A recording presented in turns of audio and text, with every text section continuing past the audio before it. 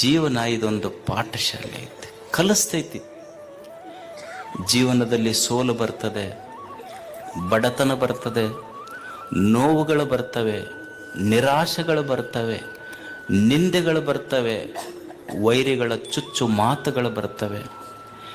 ಇದೆಲ್ಲವನ್ನು ಮೀರಿ ಬದುಕುವುದನ್ನು ಪುಸ್ತಕ ಓದಿ ಕಲೀಲಿಕ್ಕಾಗೋದಿಲ್ಲ, ಜಗತ್ತು ನೋಡಿ ಕಲಿಬೇಕಾಗ್ತದೆ.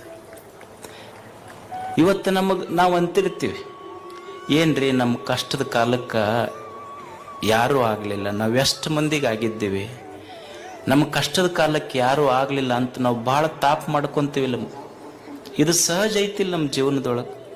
ನಮಗಿದ್ದಾಗ ಎಲ್ಲರೂ ಬಂದರು, ಕಷ್ಟದ ಕಾಲಕ್ಕೆ ಯಾರೂ ಬರಲಿಲ್ಲ ಅಂತ ಮಂದಿಗೆ ಹೀಯಾಳಿಸ್ತೀವಿ, ಮಂದಿ ಬಗ್ಗೆ ಮಾತಾಡ್ತೀವಿ. ಆದರೆ ಸತ್ಯ ಅರ್ಥ ಮಾಡ್ಕೋಬೇಕು. ನಾನು ಸುಖವಾಗಿದ್ದಾಗ, ಸಂತೋಷವಾಗಿದ್ದಾಗ ನನ್ನ ಕೈಯ 10 ಬೆರಳು ಚಪ್ಪಾಳಿ ಹೊಡಿತ. ಯಾವಾಗ? ನಾನು ಸಂತೋಷವಾಗಿದ್ದಾಗ. ಆದರೆ ನಾನು ದುಃಖದಾಗಿದ್ದಾಗ 10 ಬೆರಳು ಬರುವುದಿಲ್ಲ, ಕಣ್ಣೀರು ಒರೆಸಕ್ಕೆ ಒಂದೇ ಬೆರಳ ಬರ್ತೈತಿ. ಅಂದ ಮೇಲೆ ಸಂತೋಷದಾಗಿದ್ದಾಗ ನನ್ನ ಕೈಯನ್ನು 10 ಬೆರಳು ಬಂದು, ದುಃಖದಾಗಿದ್ದಾಗ ನನ್ನ ಕೈಯನ್ನು 10 ಬೆರಳ ನನಗೆ ಬರಂಗಿಲ್ಲ ಅಂದ ಮೇಲೆ ಮಂದಿ ಬರ್ತಾರನ್ನುವ ನಿರೀಕ್ಷೆ ಯಾಕೆ ಅನ್ನೋದು ಕಲಿಬೇಕು ಮನುಷ್ಯ. ಏನು ಬಡತನ ಬಂದ್ರೆ ಏನಾಗತ್ತ? ನಿನ್ನೆ ಹೇಳ್ತಾ ಇದ್ದೆಲ್ಲ, ಮನುಷ್ಯನಿಗೆ ತುಂಬಿದ ಪಾಕೆಟ್, ತುಂಬಿದ ಜೇಬ 100 ಆಟ ಕಲಿಸಿದ್ರೆ ಖಾಲಿ ಜೇಬ್ ಜೀವನದೊಳಗೆ 100 ಪಾಠ ಕಲಿಸ್ತೈತೆ ಅಂತ. ಅದನ್ನು ಕಲಿಬೇಕು ಮನುಷ್ಯ. ಸ್ಟೀವ್ ಜಾಬ್ಸ್ ಅಂತಿದ್ದ, ನೀವೆಲ್ಲ ಕೇಳಿರ್ಬೇಕು ಹೆಸರು, ಸ್ಟೀವ್ ಜಾಬ್ಸ್. ಅವ ಹೇಳ್ತಾನೆ, ಮನುಷ್ಯನಿಗೆ ಜೀವನದಲ್ಲಿ ಹಸಿವು ಮತ್ತು ಬಡತನ, ಹಸಿವು ಮತ್ತು ಬಡತನ ಏನು ಪಾಠ ಕಲಿಸ್ತಾವಲ್ಲ, ಇದು ಯಾವ ವಿಶ್ವವಿದ್ಯಾಲಯವೂ ಕಲಿಸೋದಲ್ಲಂತ. ಅಂಥ ಪಾಠ ಬಡತನ ಕಲಿಸ್ತದೆ, ಇರ್ತದೆ. ಏನು ವೈರಿಗಳು ಬರ್ತಾರೆ ಜೀವನದಲ್ಲಿ ಇರುವುದಿಲ್ಲೇನು? ನಮಗೆ ಭಾಳ ಮಂದಿ ವೈರಿಗಳದಾರೆ. ನಮ್ಮ ಮನೆ ಮಗ್ಗಲ್ದವ್ರು ವೈರಿಗಳದಾರ, ನಮ್ಮ ಓಣ್ಯಾಗ ವೈರಿಗಳ. ಏನು ಮಾಡವ ನೀನು ಅವ್ರನ್ನ ತಗೊಂಡು?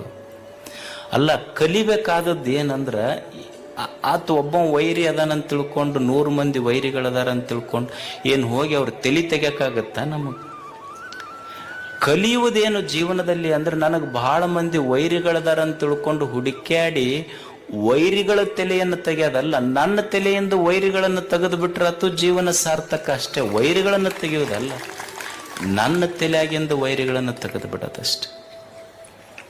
ಕಲಿಯುವುದಿಲ್ಲ. ಮಂದಿ ಭಾಳ ನಮಗೆ ನಿಂದ ಮಾಡ್ತಾರ್ರಿ, ಮತ್ತು ಮಾಡ್ತಾರೆ ಪಾಪ. ಎಲ್ಲ ಪುಕ್ಕಟೆ ಇವೆಲ್ಲ ಸಿಕ್ಕಾವ, ಮತ್ತು ಅವೇನು ಉದ್ಯೋಗ ಖಾತ್ರಿ ಬರ್ತಾವ, ರೊಕ್ಕ ಬಿಡ್ತೈತಿ, ಕೆಲಸ ಏನೈತೆ ಅವ್ರಿಗೆ? ನೀವು ಒಂದು ನೆನಪಿಟ್ಕೊಂಡವ್ರಿ, ಹೋಗಾಕ ಊರು ಮುಂದಿನ ಬಾವಿ ಮುಚ್ಚಬಹುದು, ಊರು ಮಂದಿ ಬಾಯಿ ಮುಚ್ಚಕ್ಕಾಗೋದಿಲ್ಲ, ತಿಳ್ಕೊಂಬಿಡ್ರಿ ಅಷ್ಟೆ.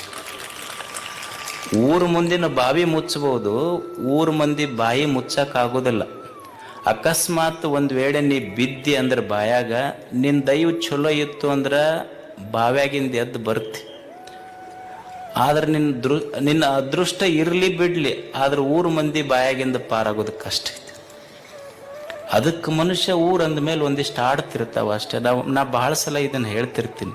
ಏನಂದ್ರೆ, ಈಗ ನಿನ್ನೆ ಮೊನ್ನೆ ಅಡುಗೆ ಮಾಡಿರ್ತಾರೆ ಮನ್ಯಾಗ, ಅಡುಗೆ ಮಾಡಿದ್ದು ನಮಗೆ ತಂದಿಟ್ಟು ಒಂದು ಜಾತಿನ ಹಂಗೈತದ ಒಂದು. ಅವಾಗ ಭೂಮಿ ಅಂತಾಳಲ್ಲ, ಮತ್ತು ಅಷ್ಟು ತುಳಿದವ್ರಿಗೆ ಯಾಕೆ ನೀನು ಹೂವು ಕೊಡಾಕತ್ತಿ ಅಂತ. ಅವಾಗ ಸಸಿ ಅಂತದ ಭೂಮಿ ತಾಯಿ, ತುಳಿದವ್ರೆಲ್ಲ ತಲೆಯಾಗಿ ಇಟ್ಟುಕೊಂಡಿದ್ರೆ ನನ್ನ ಹೃದಯದೊಳಗಿಂದ ಹೂವು ಹೆಂಗತ್ತಿತ್ತು ಹೇಳೋ ಸಾಧ್ಯ ಇರ್ತಿರಲಿಲ್ಲ. ಹಾಗೆ ಏನು ಕೆಟ್ಟದ್ದದ ಅದನ್ನೊಂದು ಸ್ವಲ್ಪ ಮರೆತು ಒಂದು ಸುಂದರವಾದ ಬದುಕನ್ನು ಕಟ್ಟಿಕೊಂಡು ಬದುಕೋದು ಮನುಷ್ಯ. ಈಗ ನಿಮ್ಮ ಮನೆ ಹಿತ್ತಲ್ದಾಗ ಒಂದು ತೆಂಗಿನ ಗಿಡ ಹಚ್ಚಿರ್ತೀರಿ. ನೀ ತೆಂಗಿನ ಗಿಡಕ್ಕೇನು ಸಕ್ಕರೆ ನೀರು ಹಾಕಿರ್ತೀರಿ ಏನದಕ್ಕೆ? ಏನೂ ಇಲ್ಲ. ಆಶ್ಚರ್ಯ ಏನು ಅಂದ್ರೆ, ನೀವು ಜಳಕ ಮಾಡಿದ ರಾಡಿ ನೀರು ಕುಡಿದ ತೆಂಗಿನ ಗಿಡ ನಿಮಗೆ ಕೊಟ್ಟಿದ್ದು, ನೀವು ಕೊಟ್ಟಿದ್ದು ರಾಡಿ ನೀರ, ತೆಂಗಿನ ಗಿಡ ನಿಮಗೂ ಕೊಟ್ಟಿದ್ದು ತಿಳಿ ನೀರ. ಇದು ಚಲೋ ಜೀವನ ಕಟ್ಟಿಕೊಳ್ಳೋದು ಹೆಂಗ? ಕಲಿಲಸ್ಯ ಮಧ್ಯೆ. ಒಂದು ಕೆಟ್ಟದರ ಮಧ್ಯದೊಳಗೂ ಸಹಿತ ಮನುಷ್ಯ ಒಳ್ಳೆಯದನ್ನು ಕಟ್ಟಿಕೊಳ್ಳೋದು ಕಲಿಬೇಕು. ಮಸ್ತ್ ಇರ್ಬೇಕು ಮನುಷ್ಯ. ಜೀವನದ ಮೇಲೆ ಮಸ್ತ್ ಬದುಕೋದು, ಸ್ವಚ್ಛ ಬದುಕೋದು, ಸ್ವಸ್ಥ ಬದುಕೋದು, ಮಸ್ತ್ ಬದುಕೋದು. ಇವು ಮೂರು ನೆನಪಿಟ್ಕೊಂಡವ್ರಿ. ಏನು ಹೆಂಗೆ ಬದುಕೋದು? ಸ್ವಚ್ಛ ಬದುಕಬೇಕು. ಮೊದಲು ದಿವಸ ಜಳಕ ಮಾಡ್ಬೇಕು, ತಿಂಗಳಿಗೊಮ್ಮೆ ಮಾಡೋದಲ್ಲ. ಮತ್ತು ಸ್ವಚ್ಛ ಬದುಕೋದು, ಸ್ವಸ್ಥ ಬದುಕೋದು. ಸ್ವಸ್ಥ ಅಂದ್ರೆ ಆರೋಗ್ಯ. ಖಾದರವರು ಮಾತಾಡಿದ್ರಲ್ಲ ನಿಮಗೆ. ಸ್ವಸ್ಥ ಬದುಕೋದು, ಮಸ್ತ್ ಬದುಕೋದು, ಮತ್ತು ಸುಸ್ತಾಗಿ ಬದುಕೋದಲ್ಲ ನಾ ಹೇಳೋದು. ಸ್ವಚ್ಛ ಬದುಕಬೇಕು. ನಮ್ಮ ಊರು ಸ್ವಚ್ಛ ಇರಬೇಕು, ನಮ್ಮ ಮೈ ಸ್ವಚ್ಛ ಇರಬೇಕು, ನಮ್ಮ ಮನಸ್ಸು ಸ್ವಚ್ಛ ಇರಬೇಕು. ಸ್ವಚ್ಛತೆಯ ಮಧ್ಯದೊಳಗೆ ಬದುಕಬೇಕು. ನೀವೆಲ್ಲ ಜಾತ್ರೆ ಪೇಪರ್ ಹಾಳಿ ಎಲ್ಲ ಒಗೆದು ಹೋಗಿರ್ತೀರಿ. ನೀವು ಬೆಳಗ್ಗೆ ಎದ್ದು ಕೂಡಲೇ ನೋಡ್ರಿ, 6:00 ಬಂದ್ರೆ ನಿಮ್ಮ ಮನೆ ಇರೋದಿಲ್ಲ, ಅಷ್ಟು ಇಡೀ ಗ್ರೌಂಡ್ ಸ್ವಚ್ಛ ಇರ್ತೈತಿ. ಇದು ಸ್ವಚ್ಛ ಜಾತ್ರೆ. ಸ್ವಚ್ಛತೆಯನ್ನು ಕಲಿಯುವುದಷ್ಟೇ. ಸ್ವಚ್ಛವಾಗಿರ್ಬೇಕು. ಏನು ಗವಿಸಿದ್ದಪ್ಪಜ್ಜನ ಗುಡಿ ಮೇಲೆ, ಗವಿಸಿದ್ದಪ್ಪಜ್ಜನ ಗೋಪುರಕ್ಕೆ ಬಂಗಾರದ ಕಳಸ ಕೊಡಿಸ್ದವನು ಭಾಳ ದೊಡ್ಡ ಭಕ್ತಿ ಅಂತಲ್ಲ. ದಾಸೋಗದೊಳಗೆ ಉಂಡವನು ಮುಸುರಿ ಬಳದ ಸ್ವಚ್ಛ ಮಾಡಿದವನ ಭಕ್ತಿ ಅದಕ್ಕಿಂತ ದೊಡ್ಡ. ಬಿದ್ದ ಪೇಪರ್ ತೆಗೆದು ಆರಿಸದ ಡಸ್ಟ್ಬಿನ್ನಿಗೆ ಹಾಕದವನ ಭಕ್ತಿ ಅದಕ್ಕಿಂತಲೂ ದೊಡ್ಡ. ಸ್ವಚ್ಛ ಇರಬೇಕು ಮನುಷ್ಯ. ಸ್ವಚ್ಛತೆ ಜೀವನದಲ್ಲಿ ಬಹಳ ಮುಖ್ಯ. ಸ್ವಸ್ಥ ಇರಬೇಕು.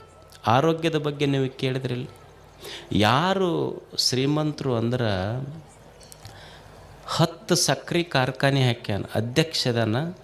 ಬೆಳಿಗ್ಗೆ ಎದ್ದು ಕೂಡಲೇ ಬರೀ ಹಾಗಲಕಾಯಿ ರಸ ಕುಡಿಬೇಕವ. 10 ಶುಗರ್ ಫ್ಯಾಕ್ಟ್ರಿ ಮಾಲೀಕ. ಶುಗರ್ ಐತಿ, ಏನು ಮಾಡೋದು? ಅವ ಶ್ರೀಮಂತ ಅಲ್ಲ. ಏನು ಮನ್ಯಾಗ ನೋಟಿನ ಪೆಂಡಿನೇ ಒಟ್ಟ್ಯಾನ. ಮನ್ಯಾಗ ಟ್ರೆಜರಿ ಒಳಗೆ ನೋಟಿನ ಕಟ್ಟಿದ್ದವ ಶ್ರೀಮಂತ ಅಲ್ಲ. ದುಡ್ಯಾಕ ಕೈಕಾಲು ಗಟ್ಟಿದ್ದವ್ರ ನಿಜವಾದ ಶ್ರೀಮಂತರಷ್ಟೆ. ಆರೋಗ್ಯ ಚಲೋ ಇರಬೇಕು, ಸ್ವಸ್ಥ ಸ್ವಚ್ಛ ಇರಬೇಕು, ಸ್ವಸ್ಥ ಇರಬೇಕು, ಮಸ್ತ್ ಇರ್ಬೇಕು. ಮತ್ತು ಏನು ಸಂಸಾರ ಅಂದಮೇಲೆ ಸ್ವಲ್ಪ ಹೆಚ್ಚ ಕಡಿಮೆ ಆಗೋದೆ. ಇದಕ್ಕೆ ಜೀವನ್ಮುಕ್ತಾವಸ್ಥೆ ಅಂತಾರೆ. ಏನು ಅಂದ್ರೆ ನಿನ್ನೇನಾಯ್ತು ಆಯ್ತು, ನಿನ್ನೆ ಕಳೆದು ಹೋಗೈತಿ. Past is dead. ನಿನ್ನೆ ಅನ್ನೋದು ಘಟಿಸಿಬಿಟ್ಟೈತೆ. ನಾವು ಹಿಂದಿಂದ ಭಾಳ ನೆನಪಿಸ್ಕೊಂಡು ತಲೆ ಕಡಿಸ್ಕೊತೀವಿ. ಬರಲಿರದ ನಾಳೆಗಾಗಿ ಕಲ್ಪಿಸ್ಕೊಂಡು ದುಃಖ ಪಡ್ತೀವಿ, ಭಯ ಪಡ್ತೀವಿ. ಕಳೆದು ಹೋದ ನಿನ್ನೆಯನ್ನು ಮರಿಬೇಕು. ಬರದೇ ಇರುವ ನಾಳೆಗಾಗಿ ಭಯ ಪಡಬಾರದು.